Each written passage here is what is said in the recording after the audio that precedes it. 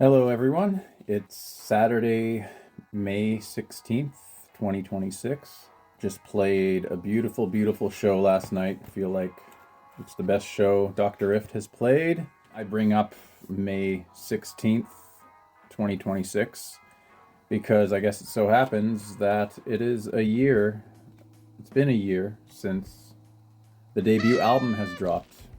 And yeah, I guess I should probably acknowledge that. I just want to keep making art and move on. Not that I want to move on from this. Like, I'm very, very proud of this album. The album art was designed by Marcus McConnell.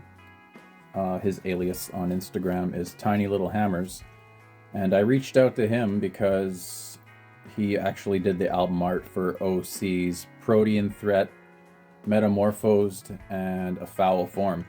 So I loved his style, especially with Protean Threat, and just seeing his portfolio and the weird kind of realms he could create. He pretty much just nailed exactly what I was feeling with the music and creating the music of this album. I got him to superimpose a little silhouette of my father, if you could see that.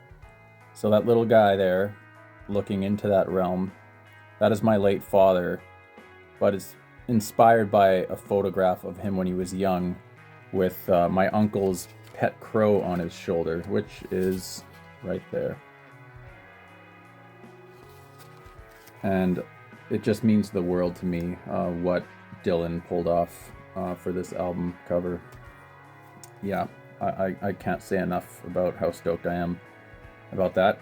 And also I must shout out the photography from my dear friend Taylor Hingey and her partner Sean Perrin. Taylor did the photography, and some of those shots are stills from the docu-series that Taylor's partner Sean Perrin did for me creating the album. You can find that on YouTube. And yeah, Taylor did the sunny sunset stuff. Beautiful spot from the big hill in Stony Mountain. That's where I was pretty much residing during the entire creation of this album, and where I was grieving the loss of my father and like an old life I was leaving. Taylor captured those in photograph form very, very perfectly. And of the album's creation, I've alluded to it a few times, but it came to be during the lockdown era, and I had a bunch of song ideas, and my longtime friend and bandmate Edward Oakes, he is like one of the best drummers I've ever had the pleasure of playing with and just witnessing and hearing. I felt like he would be the perfect person to make an album in lockdown with, and we ping-ponged back and forth ideas over the phone before we were able to be together in person with the lockdowns. So I would like beatbox ideas to him.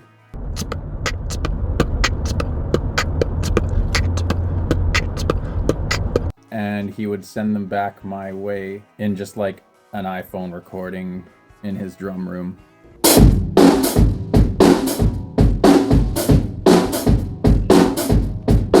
And then I would clip together all of the separate beats I got him to play and structure a song over it.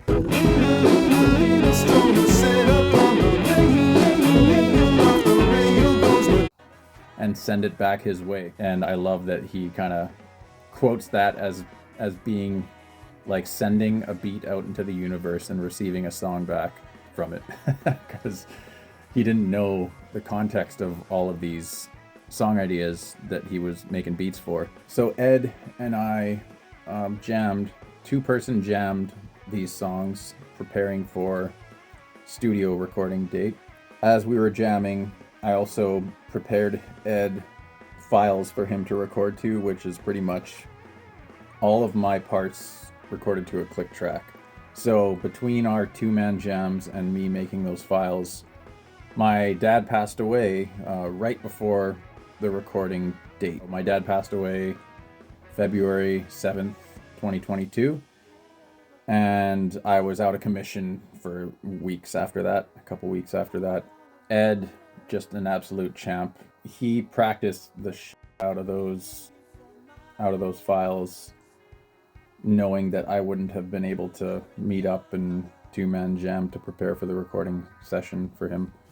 And while I was grieving and out of commission, he just absolutely he worked his ass off with those files I made. And yeah, he nailed the entire album of drums in 2.5 days. And then after I recorded everything else on top of his drums, as well as getting some beautiful features from some beautiful friends, Tirian Plett, who is in the first lineup live of Dr.Rift.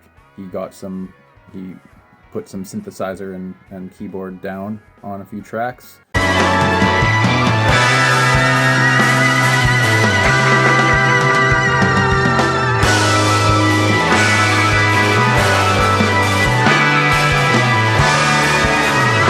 Courtney Devon, she killed it with some amazing backup vocals in Sky Parade and Zinfandelia.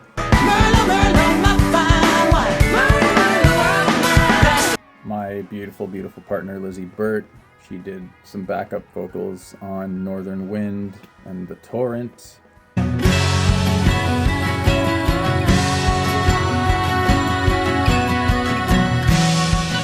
Tanner Stregger, my first guitar player in the live band and one of my best friends, and he did vocal features as well on Torrent and Zinfandelia.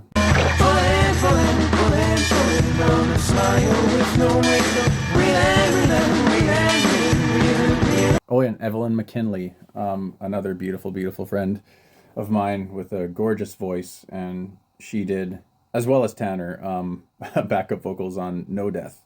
From all the truths that should have lied, howling laughter through the night. And after all of that was said and done and recorded, I reached out to, in the end, Cory Hanson, who I'm a huge fan of, his band Wand. And after I was already a fan of his band Wand, he released Western Come, his solo album, which is like one of the best albums I've ever heard, period, any era. One of the best guitar albums. Made me so excited and confident and just proud to be a guitar music person after hearing that album in the modern era, just embracing that beautiful, beautiful instrument and so many crazy riffs and beautiful melodies. Anyway, Cory Hanson, incredible artist. And he mixed my album, which I am still a little floored by. And then Riley J. Hill from No Fun Club, where the album drums were recorded. He mastered the album. Beautiful work from everybody involved. So anyways, as my dad would say,